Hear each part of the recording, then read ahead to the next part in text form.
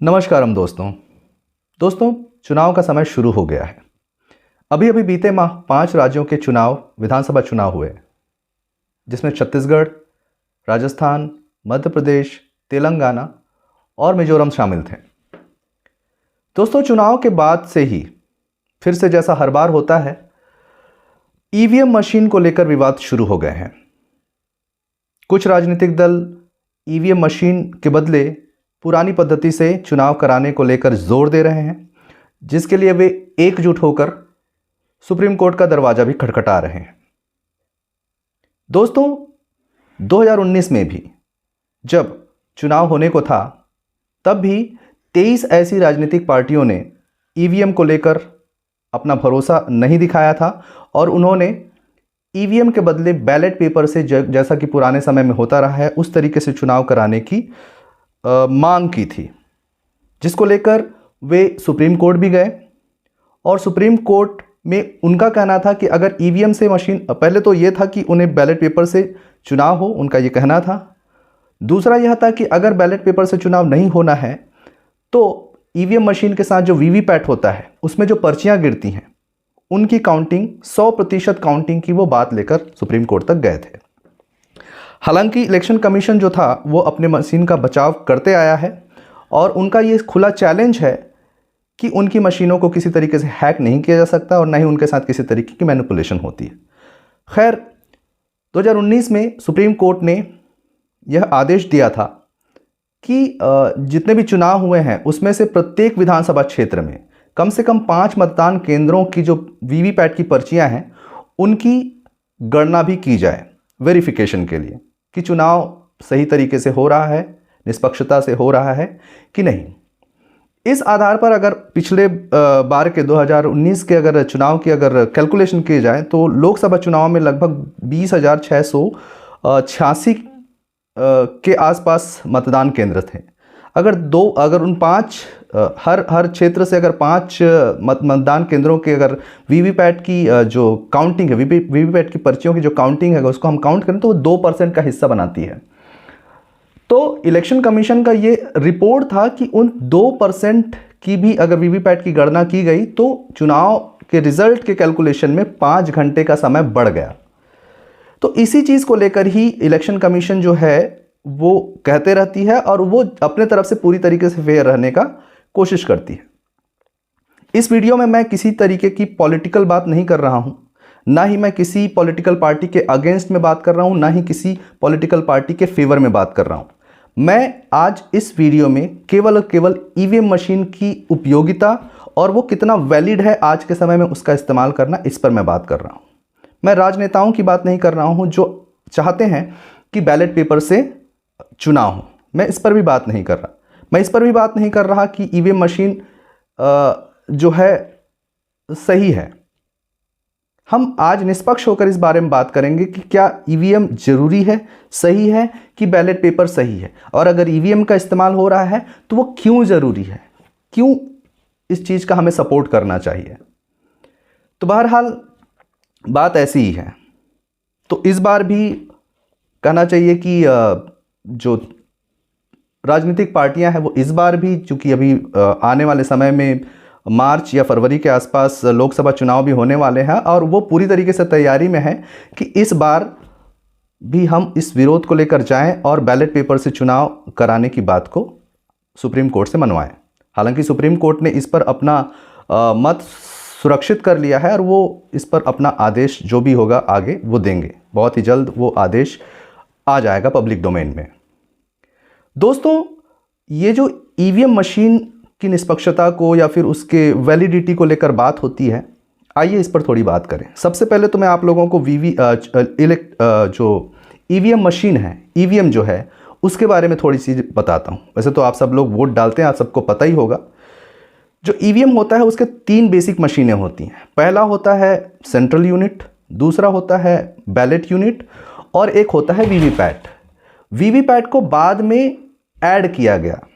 VVPAT को add करने का जो रीज़न था वो यही था क्योंकि जब हम चुनाव बैलेट यूनिट में जब हम बटन दबाते हैं तो वो बटन दिखता तो है, लेकिन किसको वोट जा रहा है वहाँ पर कुछ हो सकता है निष्पक्षता खतरे में आए, उस चीज़ को दिखाने के लिए वीवीपैट मशीन को उसमें ऐड किया गया और उसमें जिस बटन को हम दबाते हैं उसी की पर्ची, उसी चुनाव चिन्ह की पर्ची वहाँ से कटकर निकलती है। तो इस वजह से वीवीपैट को उसमें जोड़ा गया। अब बात यह भी आती है, कई लोगों का ये कहना है, कई राजनेताओं का ये कहना है कि वीवीपैट की पर्चियाँ लोगों को मिलनी चाहिए। मेरा ये कहना है कि अगर वीवीपैट की पर्चियां मिले जिसमें चुनाव चिन्ह है, तो फिर ये लोकतंत्र में ये चुनाव गुप्त कहाँ रहा? सबको तो अपने वोट पता चल जाएंगे कि किसने किसको दिया, और ये फिर एक गुप्त तरीके से होने वाली प्रक्रिया कैसी रही? कभी कभी मुझे समझ में नहीं आता कि ये किस तरीके की मानसिकता के साथ या किस तरीके के लॉजिक के साथ बात करते हैं। खैर, तो मैंने 3 मशीनें बताई, सेंट्रल यूनिट, बैलेट यूनिट और वीवीपैट। ये तीनों मशीन जो होते हैं इंटरकनेक्टेड होते हैं और इससे पूरा चुनाव जो है होता है। वोटिंग मशीन जो होती है इसको लेकर इलेक्शन कमीशन जो है बहुत ज़्यादा सीरियस इसलिए है क्योंकि वो इसके फ़ायदे गिनाती है। और अगर आप उन फ़ायदों की बात को उन फ़ायदों को देखेंगे तो आपको लिटरली लगेगा कि इलेक्शन कमीशन जो है वो सही कहती है और हमें इन तमाम जो बातें निकलती हैं उसको दरकिनार करते हुए इस दिशा में ही हमें स्टिक रहना चाहिए, अड़े रहना चाहिए कि हमें इलेक्ट्रॉनिक वोटिंग मशीन से ही चुनाव होने के लिए सपोर्ट करना चाहिए। इसके मैं कुछ कारण गिनाता हूं।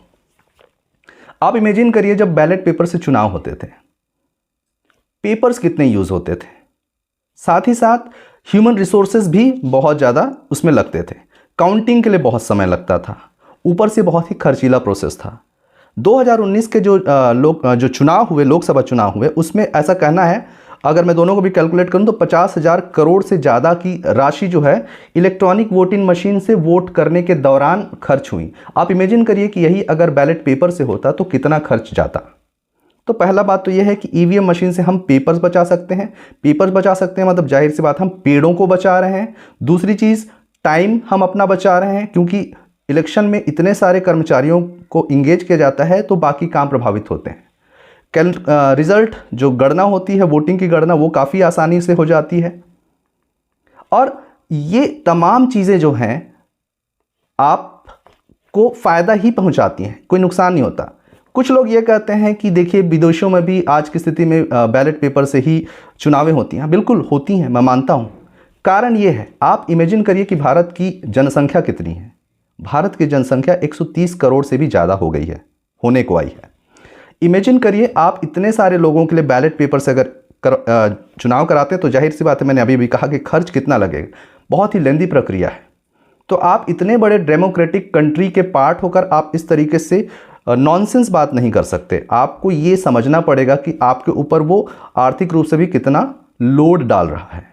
तो इस लिहाज से इलेक्शन कमीशन जो है ईवीएम का फेवर करती है और उसने इस चीज को साबित करने के लिए 2017 में एक ओपन चैलेंज सभी राजनीतिक पार्टियों के लिए रखा था, जिसमें उसने चैलेंज किया था कि यदि आपको लगता है कि ये मशीनें हैक की जा सकती हैं या किसी तरीके से भी मैनिपुलेट की जा सकती हैं तो आप आइए, आप अपना हैकर लेके आइए, किसी भी टेक्निकल एक्सपर्ट को लेके आइए और यहाँ पर खुला मंच है, आप इसको हैक करके या कंट्रोल करके बताइए। बड़े मजे की बात है कि 2017 में जब वो ओपन चैलेंज हुआ, मुश्किल से 2 पार्टियां गईं, बाकी पार्टियां आई ही नहीं, और वो पार्टियां भी आई तो अपना कोई टेक्निकल एक्सपर्ट लेके आई नहीं, मतलब उन्होंने पार्टिसिपेट ही नहीं किया। तो आप इमेजिन करिए।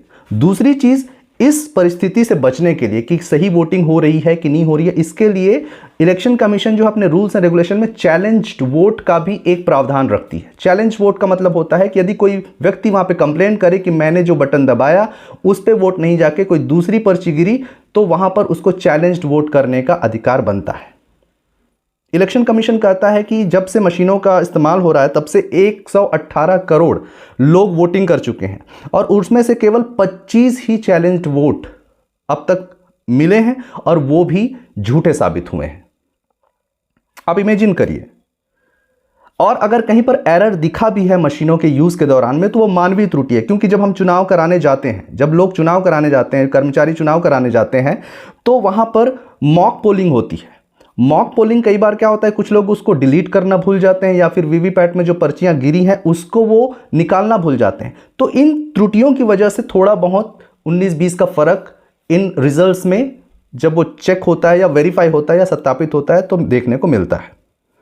तो दोस्तों, मेरा आज का वीडियो बनाने का उद्देश्य यही था कि मैं किसी तरीके की पॉलिटिक्स में इन्वॉल्व नहीं होना चाहता, मुझे वो आता भी नहीं। बस मैं ये बात करता हूँ कि वो हमारे लिए कितना अच्छा है, कितना इको फ्रेंडली है, कितना टाइम कंज्यूमिंग, कितना हमारे टाइम या मैन पावर को कम यूज़ करता है और कितनी अच्छी तरीके से इफ़िशिएंटली इस प्रोसेस को कराता है। ये अपने आप में बहुत बड़ी बात है। पूरी दुनिया भारत के चुनावों को एक आदर्श के रूप में देखती है।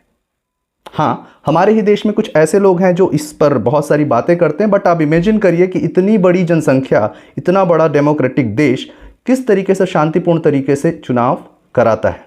हल्की फुल्की घटनाएं घटती हैं, लेकिन वो इतने बड़े देश के हिसाब से, मेरे हिसाब से कोई मायने नहीं रखती। तो दोस्तों, हमें ईवीएम का सपोर्ट करना चाहिए। ये हमारे लिए अच्छा है, as a public, as a voter हमारे लिए अच्छा है। बाकी पार्टियों के या फिर फेवर में है, जो फेवर में नहीं है, वो उनके अपने निहित इंटेंशंस हो सकते हैं, उद्देश्य हो सकते हैं, उस पर मैं नहीं जा रहा। पर आप ज़रूर सोचिए कि ये मशीन्स क्यों ज़रूरी हैं और क्यों इनको हमको सपोर्ट करना चाहिए, क्यों इलेक्शन कमीशन की पारदर्शिता पर हमें शक नहीं करना चाहिए। तो दोस्तों, धन्यवाद। आज की वीडियो में मैंने बस इतनी बात करनी थी। धन्यवाद।